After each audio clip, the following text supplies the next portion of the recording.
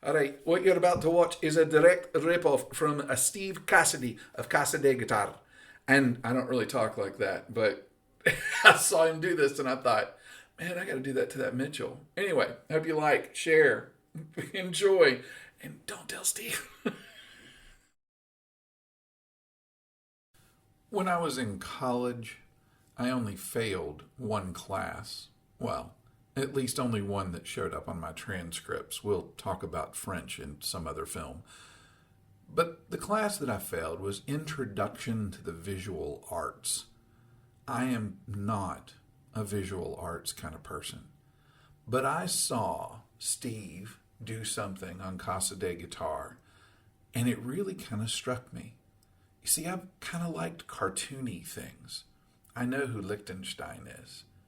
And I have always been impressed with the art in graphic novels.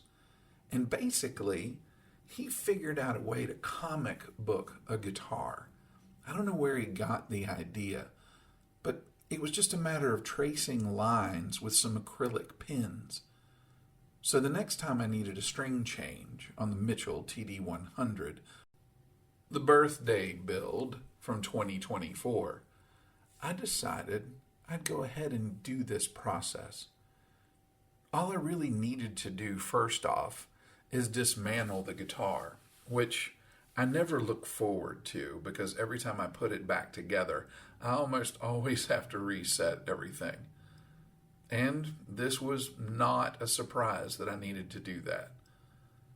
But all I really needed was some black acrylic paint pens. The ones that I would be using are the 5mm, 3mm, and 1mm markers. Now I ended up going back over the 1mm with the 3mm for most of it. You just shake it up, push the point down until the paint soaks into the sponge at the end of the pen, and that's all you need to do. And then you can just go ahead and start marking up the guitar. And now you know why I'm using the Mitchell. This guitar, brand new, cost me a little more than $80.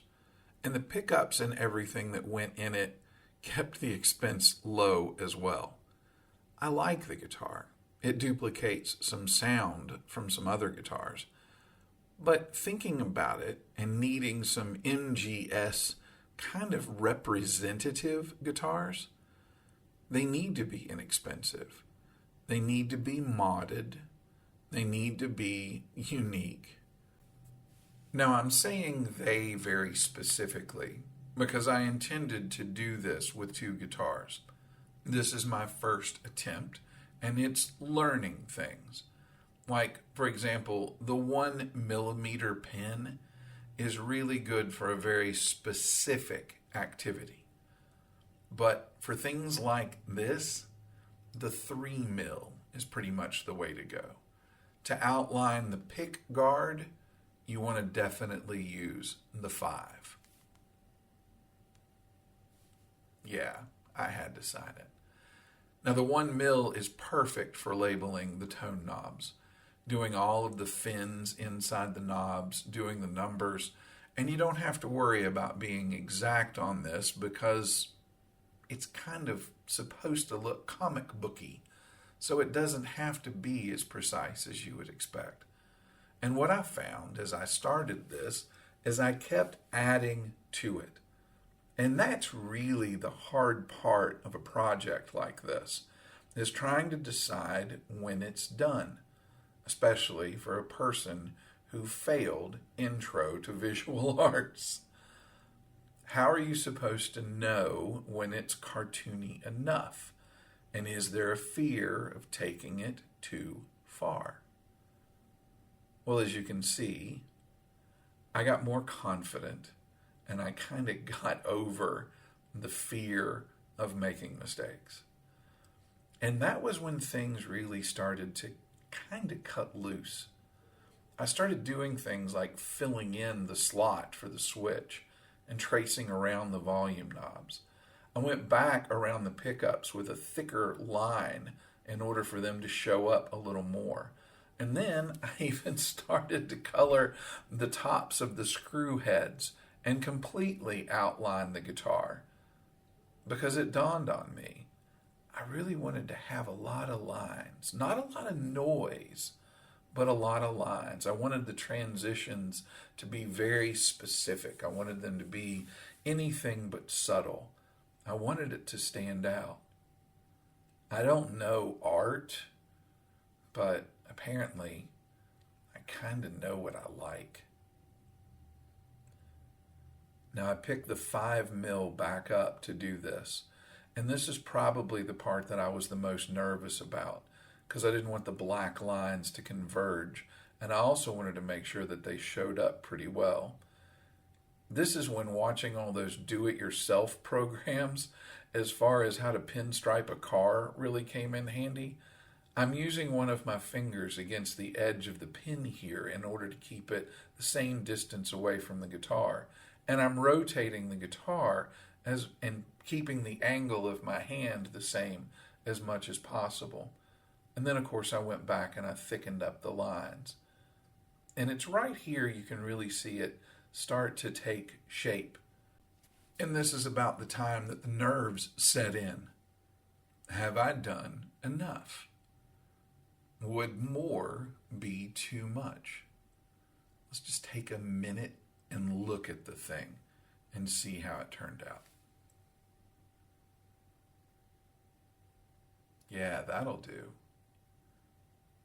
Now with the headstock, again, I am simply tracing lines and going with the contours. A little bit of a mistake, lick my finger, and basically wipe the paint off. This is really not that complicated. I don't know why I was so nervous about it. At this point, it kind of slipped into a meditative thing where I just kind of relaxed, just started drawing lines at random.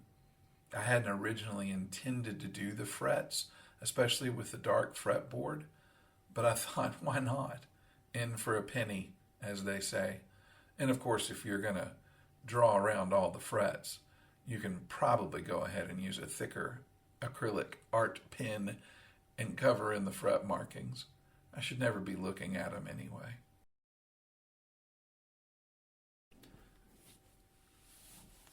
About this point, I realized that this project is coming to a close, and I'm kind of liking the results that are coming out.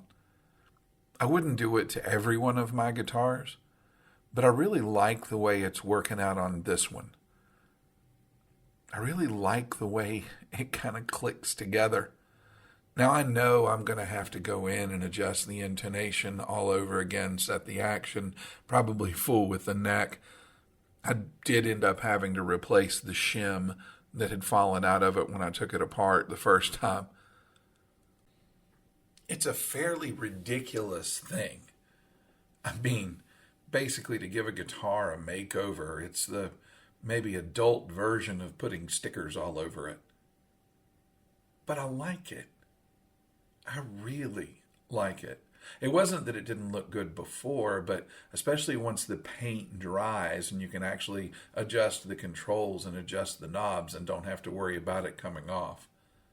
I mean, I'm sure I could probably wipe it off with nail polish remover or something if I chose to. But I'm not going to. I really like the way this came out. It's a little cartoony and a little ridiculous. But then again, so am I. Let's do another one. This is one take, and I have sped it up considerably for obvious reasons. But it only takes about 23 minutes now that I know which pins I'm going to use for which application. Again, I'm only using a 5mm, a 3mm, and a 1mm. I did swap out the black tone and volume controls with the white one just so I could go ahead and make the same markings and the same letters. I was a lot more careful this time going around the body, but I think it's one of those things that the more often you do it, the better a handle you get on it. you start to alternate up and down on the tone knobs or back and forth on the neck. And I decided to go ahead and take the markings that were already on the body and cover those in with the black as well. Add a bit of intentional texture to the body damage that's already there. But let's not forget, they are guitars.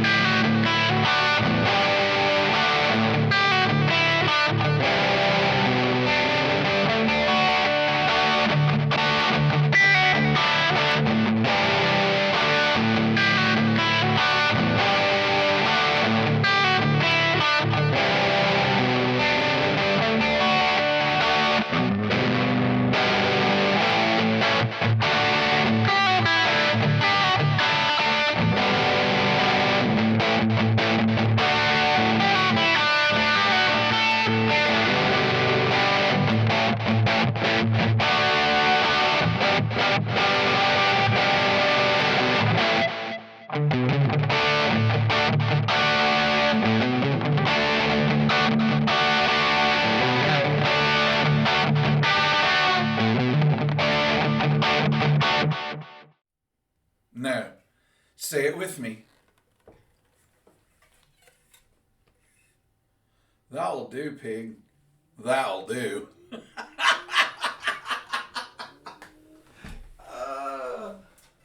In my fake book life, I'm a star. Hi, everybody. It's Rob.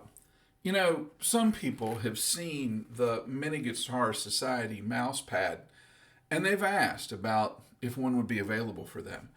I've even had somebody ask about the banners that are in the back of the room. And I want to tell you, very, very seriously, for a moment, we here at the Mini Guitar Society take our mission very, very seriously. And to stoop to having merchandise for purchase, just to try to get you to spend your hard-earned money, well, now that's just something that we're not entirely comfortable with. We like to think that we have a certain level of integrity, and so we are not going to cheapen our mission by selling out